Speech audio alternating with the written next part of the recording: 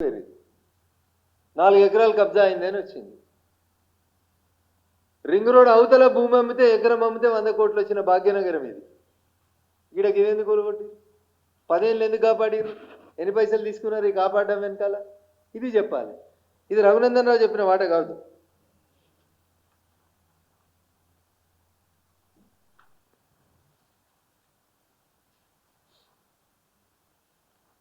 $480 కోట్లు ఖర్చు పెట్టిందన్న ఇప్పుడు వచ్చిన ప్రభుత్వం. దేనికి?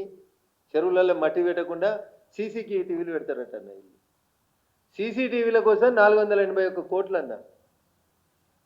సీసీటీవీలు ఉన్నాయి, షీ టీములు ఉన్నాయి. ఏంటది? కమాండ్ కంట్రోల్ కట్టిర్రు. మొత్తం కమాండ్ కంట్రోల్లో హైదరాబాద్లో చీమ చిటుకుమంటే కనబడుతుంది.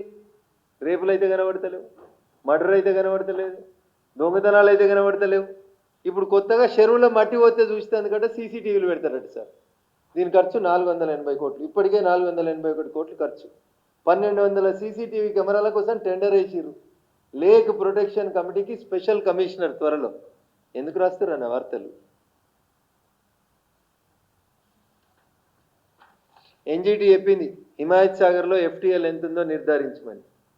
ఇవాళ దాకా నిర్ధారించాలి. వార్త ఎఫ్టీఎల్ నిర్ధారించట్లే. ఎన్జిటి వాళ్ళు పిలిచి తిట్టిర్రు. ఇది ఇట్లే ఉంది.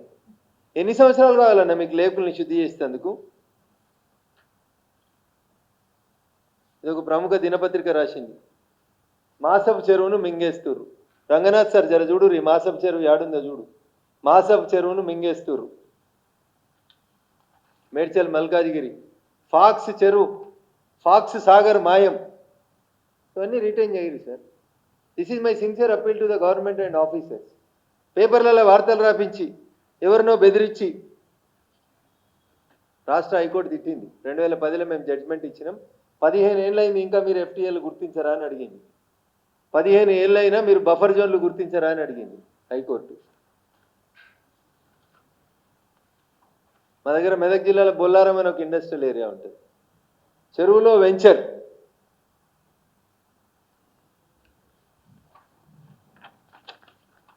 ఇన్ని వార్తలు వస్తే మరి ఇవన్నిటి మీద ఏం యాక్షన్ చేస్తలేరు.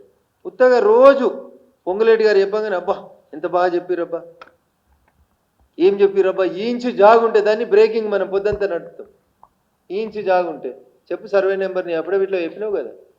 ఇగో నేను భూమి పలానా సర్వే నెంబర్లో కొనుక్కున్నా, ఇది ఎఫ్టీఎల్లో ఉన్నది, లేదు 111 జీవోలో ఉన్నది.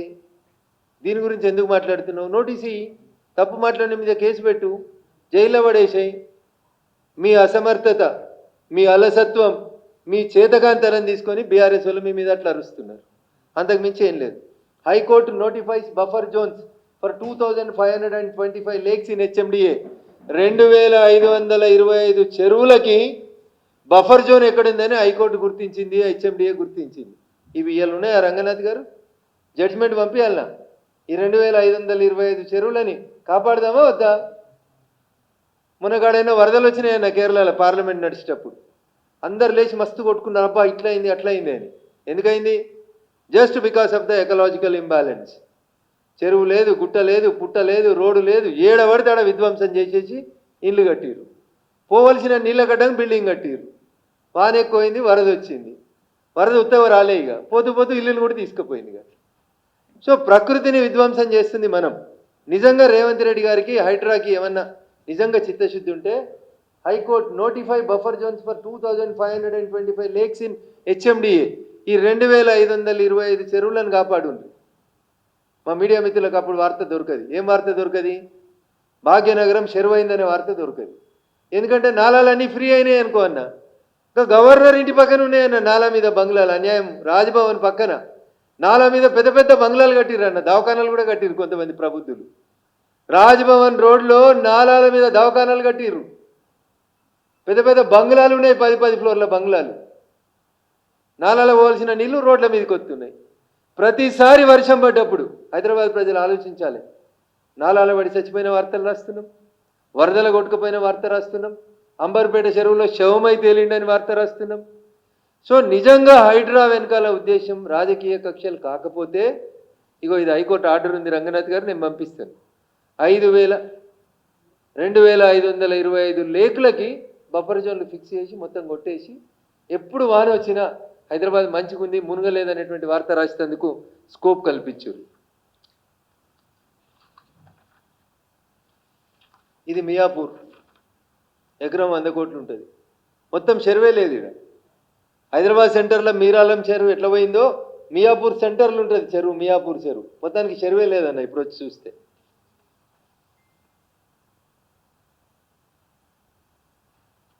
జస్టిస్ ఈవి వేణుగోపాల్ గారు ఈనాడులో ఒక వార్త వస్తే దీని మీద స్పందించి రాష్ట్ర ప్రభుత్వానికి ఒక ఉత్తరం రాస్తారు.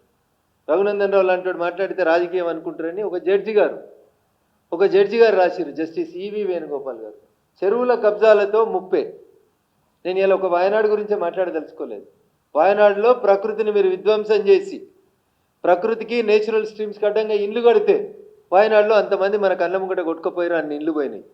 Uttarakhand, what we faced in Uttarakhand 3 years back, దైవ దర్శనానికి పోయిన వాళ్ళు అనేక మంది పోయినరు. మరేంది దానివల్ల? అందుకనే చెరువే కదా చెరపడదాం, కుంటనే కదా పక్కా స్కెచ్ చేసి కబ్జా చేద్దాం, ఇట్లాంటి రోజు 10 వార్తలు వస్తున్నాయి. కాబట్టి నా విజ్ఞప్తి, దయచేసి నేను కొట్టినట్టు చేస్తా, నువ్వు ఏడిచినట్టు చేయి. ఇదొద్దు పొంగులేటి గారు, కేటీఆర్ గారు. నిజాయితీ ఉంటే నువ్వు మున్సిపల్ అడ్మినిస్ట్రేటివ్ మంత్రిగా ఉన్న 10 సంవత్సరాల్లో నేను తప్పు చేసినా, తప్పైంది, మా నాయన కట్టించిన అమరవీరుల స్తూపం దగ్గర ముక్కునాలకు రాస్తున్నా, నేను మున్సిపల్ మంత్రిగా ఉన్నప్పుడు కట్టిన అన్ని కట్టడాలకు నేనే బాధ్యుణ్ణి, నా మీద డీజీపీ దగ్గరికి ఏదో మా కార్యకర్తల మీద దాడులు అయితే నేను దండం పెట్టి వచ్చినావు కదా, దాడులు కాదు, నేనే సార్ దుర్మార్గుణ్ణి, హైదరాబాద్లో ఈ వరదలలో జనం కొట్టుకుపోవడానికి బాధ్యుణ్ణి నేనే, నాలాలు కడుతుంటే కళ్ళుండి చూడలోని కబోదిని నేనే, నా మీద ఎఫ్ఐఆర్ చేసి నన్ను జైల్లో పెట్టమని పాప ప్రాయశ్చిత్తం చేసుకోవాలి కేటీఆర్ అనేటోడు. ఆయనను అట్లా వదిలేస్తే రేవంత్ రెడ్డి ఎందుకు కాపాడుతుండనేది ప్రజలు ఆలోచిస్తారు. నేను చాలా రోజుల క్రితం ఒక మాట అడిగిన టీఆర్ఎస్ పార్టీని, ఆంధ్రప్రదేశ్ టీఆర్ఎస్ శాఖ అని ఒకటి పెట్టిరు, దానికి ఒక ఆయనను అధ్యక్షుని పెట్టిరు. గౌరవనీయులు చాలా చదువుకున్నాడు ఆయన, ఆయనంతా ఎవరు చదువుకోలేదు. ఆయన ఉద్యోగం విడిచిపెట్టి వచ్చిండు, సర్కారు కోలు వదిలేసి వచ్చి ఆయన వచ్చి తెలంగాణలో టీఆర్ఎస్ పార్టీని తీసుకుపోయి ఆంధ్రప్రదేశ్లో పునరుద్ధరిస్తా అని మియాపూర్లో 100 ఎకరాలు కబ్జా పెట్టుకున్నాడు. ఆయన ఆంధ్రప్రదేశ్ బీఆర్ఎస్ పార్టీ శాఖకు అధ్యక్షుడు. ఇంకొక ఆయన తీసుకుపోయి మహారాష్ట్రకి ఇన్ఛార్జ్ చేసిరు, ఎలక్షన్లు వస్తున్నాయి మహారాష్ట్రలో ఇన్ఛార్జ్ అని. ఈడ కొడుకు కోటి, బిడ్డ కోటి, అల్లుని కోటి ఇచ్చింది చాలక అన్న కొడుకుని తీసుకుపోయి ఇంకో రాష్ట్రానికి ఇన్ఛార్జ్ చేసిరు, మహారాష్ట్రలో కబ్జాలు చేసుకుంటామని బీఆర్ఎస్కి. ఇట్లా ఒకరు వీళ్ళు చేసిన కబ్జాల గురించి నిజంగా రేవంత్ రెడ్డి గారికి నేను సిన్సియర్గా చేస్తున్నటువంటి ఒక సూచన, కేటీఆర్ని టీఆర్ఎస్ పార్టీ చేసిన తప్పుల్ని కాపాడాలనేటువంటి ఉద్దేశం మీకు లేకపోతే హైకోర్టు ఆర్డర్లు, జడ్జిల లేఖలు, ప్రభుత్వాలు ఇచ్చినటువంటి తీర్పులు, ఎన్జిటిలో వచ్చినటువంటి ఆర్డర్స్ అన్నింటినీ హైడ్రా ముందు పెట్టి నిర్దాక్షిణ్యంగా ఈ భాగ్యనగరంలో వరదొచ్చినా, వానొచ్చినా, ఏమొచ్చినా నాలాగానే ఉంటుంది, రోడ్డు లాగానే ఉంటుంది అనే రీతి లోపల ఎంక్రోచ్మెంట్స్ అన్నిటినీ కొట్టేయాలని చెప్పి ఈ సందర్భంగా కోరుతూ, ఒకవేళ 111లో బఫర్ జోన్లో ఎఫ్టీఎల్లో ఉన్న భూములు మీకు కనబడకపోతే హైకోర్టు ఇచ్చినటువంటి ఆర్డర్ కాపీని చూస్తే మీకు ఆ చెరువుల సంఖ్య, ఎఫ్టీఎల్ల సంఖ్య కనబడుతుంది. దయచేసి ఒకసారి వాటి అన్నింటిని బయటికి తీయాలని, ఈ కూల్చివేతలు ఒక కన్వెన్షన్ మీద చేసి హీరో మీద చేసిరని, రేపు మాపు మల్లారెడ్డి ఇంజనీరింగ్ కాలేజీలోకి పోతే మల్లారెడ్డి ప్రతిపక్ష ఎమ్మెల్యే కదా అని ఇట్లా మాట్లాడొద్దు కేటీఆర్ గారు. మల్లారెడ్డి గారు కట్టిన, అనురాగ్ రెడ్డి గారు కట్టిన, రఘునందన్ రెడ్డి కట్టిన, మురళీధర్ రెడ్డి గారు కట్టిన, చేయాల్సింది ఏంది? చెరువులు కడితే కూలగొట్టాలి. కూలగొట్టని పాపానికి శిక్ష ఎవరికి వేయాలంటే కేటీఆర్కి వేయాలి. ఫస్ట్ అర్జెంటుగా అరెస్ట్ చేయాల్సింది, మొదటి ముద్దాయిని చేయాల్సింది ఈ చెరువుల ఆక్రమణలకు అన్నింటికి ఎవరంటే మున్సిపల్ అడ్మినిస్ట్రేటివ్ మినిస్టర్గా 10 సంవత్సరాలు పనిచేసినటువంటి కేటీఆర్ గారిని అరెస్ట్ చేయాలని ఈ రాష్ట్ర ప్రభుత్వానికి నేను డిమాండ్ చేస్తాను. Thank you. చెప్పండి.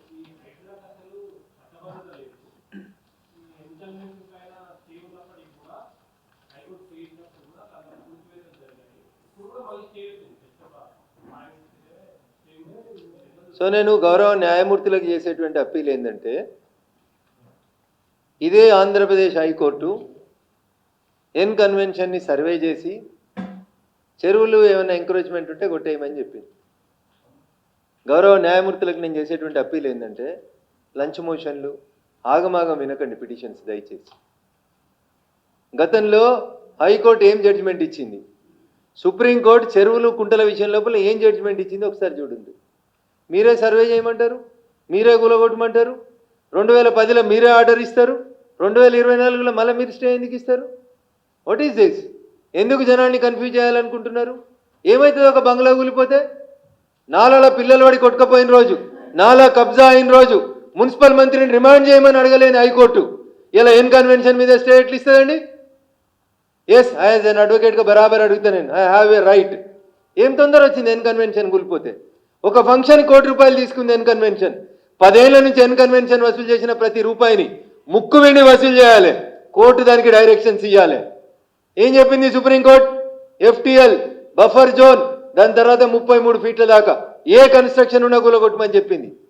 అరే 3.5 ఎకరాలు మార్కింగ్ ఇచ్చింది కదా టీఆర్ఎస్ ప్రభుత్వం ఎన్ కన్వెన్షన్ కబ్జా చేసిందని. ఇంకా మళ్ళీ హైకోర్టు స్టే ఇచ్చుడు ఏంటండి? స్టే అయింది నాకు తెలియదు. ఏ కోర్టు చెప్తే సర్వే చేసిర్రు? అదే హైకోర్టు చెప్పింది కదా. కొద్దిగా ఓపికగా చూడరు, దయించి చెరువులను పరిరక్షించుర్రి. పక్కన వాయనాడు కనబడ్డది, 2 ఏళ్ల కింద ఉత్తరాఖండ్ కనబడ్డది. దేశంలో ఎకలాజికల్ ఇంబ్యాలెన్స్ జరుగుతుంది. చెరువులు, కుంటలు, కొండలు, కోనలు, ప్రకృతి విధ్వంసం జరుగుతుంది. అయ్యా జడ్జిల్లారా, తొందర లేదు బంగ్లాలు కూలిపోతే కూలగొట్టని ఏంటి? దానికి చట్టబద్ధత ఉందా లేదా అని మీరు అడిగినారు కాబట్టి నేను జీవో 157 తీసుకొచ్చిన. Honourable high court of Andhra Pradesh in a writ petition filed in 2007 and 8 categorically said all the lakes of the Hyderabad should be protected. మళ్ళీ మీరు ఎందుకు స్టే ఇస్తారు? ఇంకా రిట్ పిటిషన్ నెంబర్ చెప్పమంటే చెప్తా జడ్జిలకి. ఇదే సగం సగం అడ్వకేట్లు సగం సగం రిప్రజెంట్ చేసి ఆగం పోయి దాంట్లో తీసుకొచ్చి ఏదో ఒక ఆర్డర్ తీసుకొస్తున్నారు. Yes, writ petition number 9386 14728 of 2007 and 2072 of 2008 ఈ రెండిట్లలో హైకోర్టు జడ్జిమెంట్ ఇచ్చింది. 2007లో 8లో 2007లో చెరువుల్ని కాపాడమని సాక్షాత్తు ఆంధ్రప్రదేశ్ సర్వోన్నత న్యాయస్థానం తీర్పిస్తుంది. సుప్రీంకోర్టు చెరువులు ఎవడైనా కడితే నోటీసు లేకుండా కూలగొట్టమని చెప్పింది. ఎలాంటి నోటీసులు ఇవ్వద్దు అని చెప్పింది supreme court. All buffer zones, all FTLs should be demolished without any notice అని సుప్రీంకోర్టు చెప్పింది. దానికంటే పెద్ద కోర్టు ఏముంటుందన్నా ఈ దేశంలో? దాంట్లో ఇంకా స్టేలు ఏముంటాయన్నా? బరాబర్ కూలగొట్టాల్సిందే, దాంట్లో నో సెకండ్ ఒపీనియన్. నేను అదే జడ్జిలో కూడా విజ్ఞప్తి చేస్తా ఉన్నా, మీరు అనుమతిస్తే నేను వచ్చి ఆర్గ్యూ కూడా చేస్తా. 10 ఏళ్లలో మీరు డిస్మెటల్ చేసి డిమార్కెట్ చేసి కూలగొట్టమన్న తర్వాత వాళ్ళు సంపాదించిన ప్రతి రూపాయిని కట్టి గవర్నమెంట్ మున్సిపాలిటీకి ఆ డబ్బుని నాలాలలో వాడి కొట్టుకపోయిన కుటుంబాలకి, వాగొత్తే ఏడ వానొత్తుందో ఎడు కొట్టుకపోతున్నామో తెలియకుండా చెరువులలో పడి చచ్చిపోయిన వాళ్ళ కుటుంబాలకి కంపెన్సేషన్ ఇయ్యండి. కళ్ళకు బట్ట కట్టుకోవద్దు దయించి, కళ్ళకు ఉన్నటువంటి బట్టను తీసి భాగ్యనగర వాసుల్ని కాపాడేందుకు కోర్టు కూడా సన్నద్ధం కావాలని చెప్పి ఈ సందర్భంగా అప్పీల్ చేస్తాను.